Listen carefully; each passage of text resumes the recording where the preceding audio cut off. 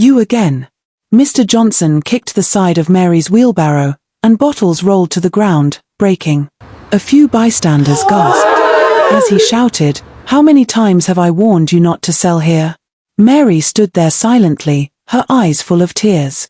Mary was the first daughter in a humble family of 5 children. Her father was a retired civil servant with a weak leg, and her mother sold vegetables in their small village market. From childhood, Mary always dreamed of helping sick people.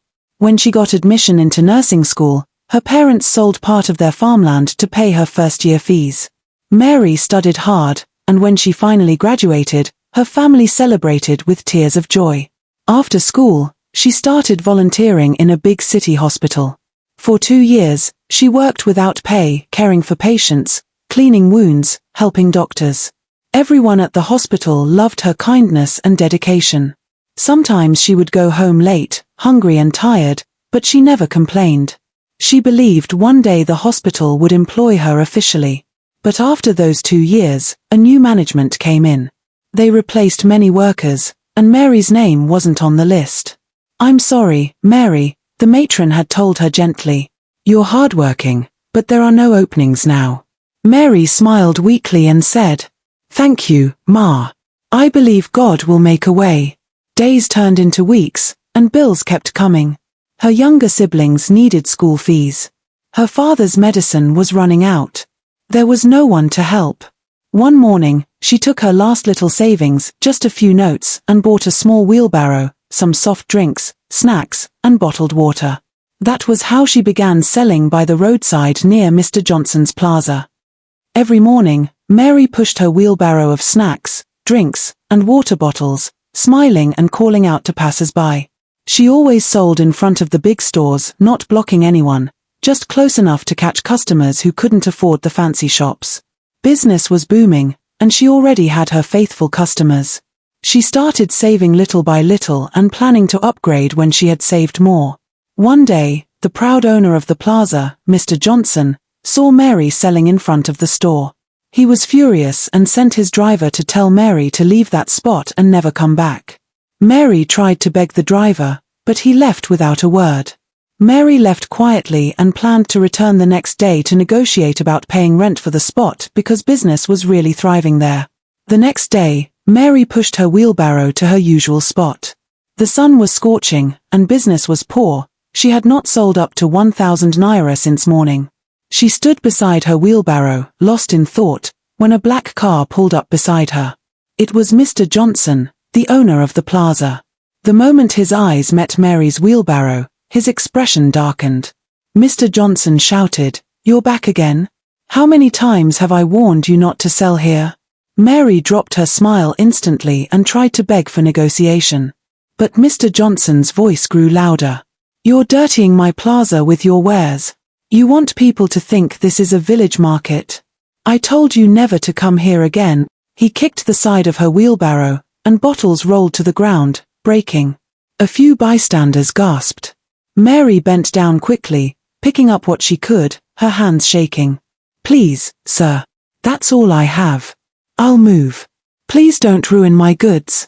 But he pushed the wheelbarrow aside roughly, shouting to the security guard, "Next time you see her here, throw everything away. She must learn her place." The guard nodded. Mr. Johnson brushed off his suit and walked proudly into his building while people whispered and stared. Mary stood there silently, her eyes full of tears. Slowly, she gathered her scattered goods and went home. The next morning after the incident, Mary sat on her bed, staring at the broken bottles and torn nylon bags she had brought home from the plaza. Her eyes were swollen from crying. She knew she couldn't go back there, not after the embarrassment Mr. Johnson gave her in front of everyone. Mary thought, if I go back, he might throw me out again. I can't face that shame twice. Then she looked at her CV, neatly folded in her old file. Something inside her whispered, try again. So she cleaned her face, dressed neatly, and stepped out with her file. She walked from one hospital to another, public, private, small clinics, big ones, dropping her CV everywhere. Some people said, "We'll call you." Others didn't even look up from their desks. Still, she didn't give up. Late that afternoon, tired and sweaty, She entered a tall glass building, St. Luke's Medical Center, one of the biggest hospitals in the city. She greeted the receptionist politely and submitted her CV, expecting another delay. But just as she turned to leave, a middle-aged doctor walked in and saw her. "Wait, you look familiar. Weren't you one of the volunteers from City General 2 years ago?" Mary's face lit up. "Yes, sir. I worked under Matron Grace for almost 2 years."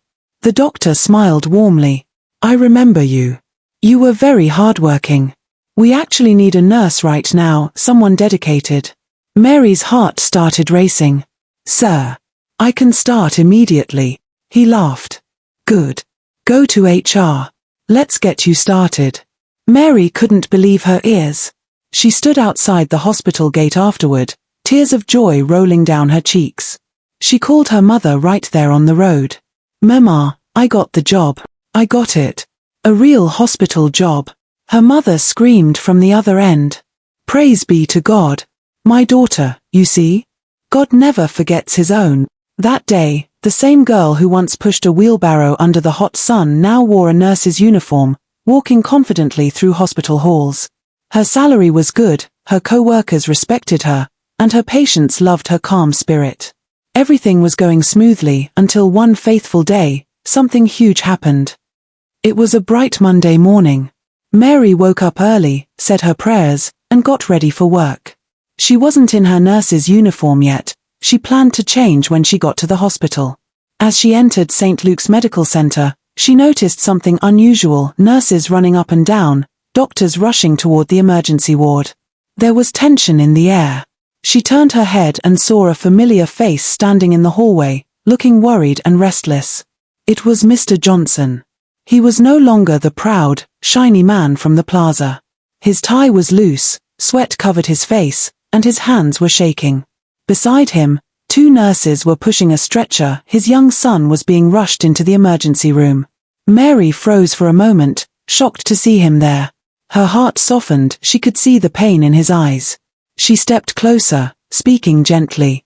"Good morning, Mr. Johnson. Is everything all right? Can I help you with anything?" Mr. Johnson turned sharply.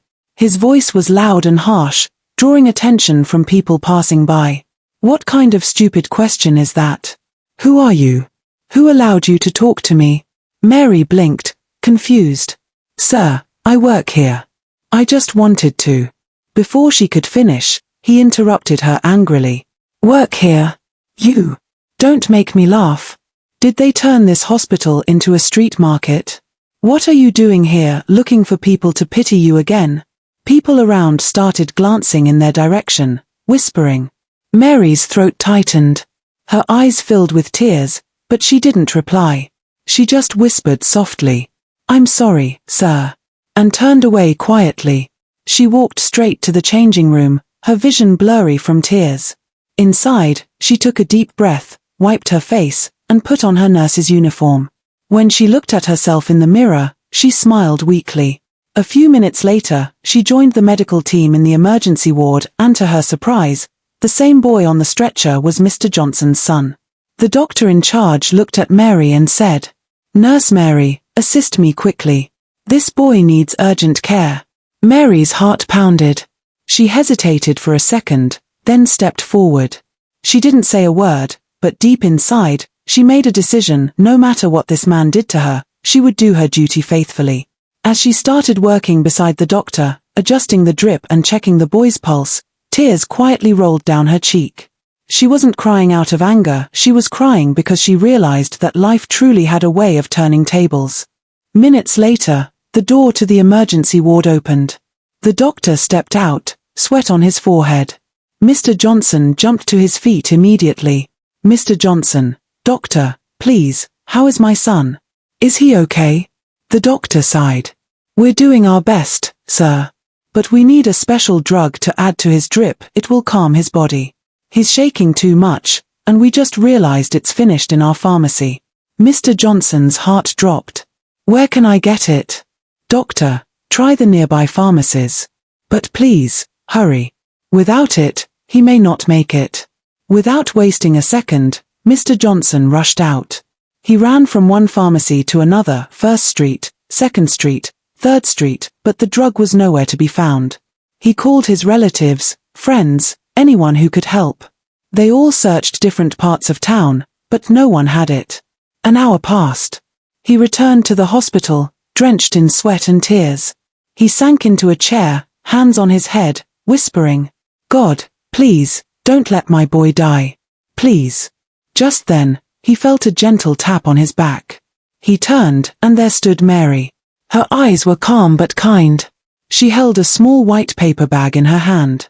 "Mr. Johnson, I heard you're looking for this." Mr. Johnson looked confused. You have it?" She nodded softly. "Yes, sir. I bought it 2 weeks ago for my mother. I wanted to take it to her, but I didn't travel. You can use it for your son." For a few seconds, Mr. Johnson just stared at her, speechless. This was the same woman he had humiliated, insulted, and driven away like a beggar. Yet here she was, helping him without hesitation. His lips trembled. "Mary, I don't know what to say." "Don't say anything, sir. Just save your son." Mr. Johnson rushed to the doctor and handed him the medicine. Within minutes, they administered it. The boy's body slowly relaxed. His heartbeat steadied. A little later, the doctor came out smiling. "Doctor, he's stable now. Your son is awake." Mr. Johnson covered his face and began to cry, not just tears of relief, but of shame and gratitude. Later that evening, he went around the hospital looking for Mary. He finally found her sitting quietly in the nurse's lounge, writing in a patient's file. When she looked up, he knelt down right in front of her. "Mary, please forgive me. I was blind and proud. You helped me when I least deserved it. I'm truly sorry." Mary quickly stood and tried to lift him up. "Sir, please don't do that. I've forgiven you long ago."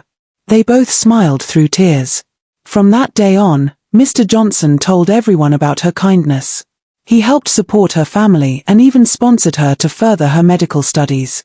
Moral lesson: never look down on anyone because of their present condition. Life has a way of turning tables, and the person you despise today might be the one to save you tomorrow. Always be kind, for kindness never goes unrewarded.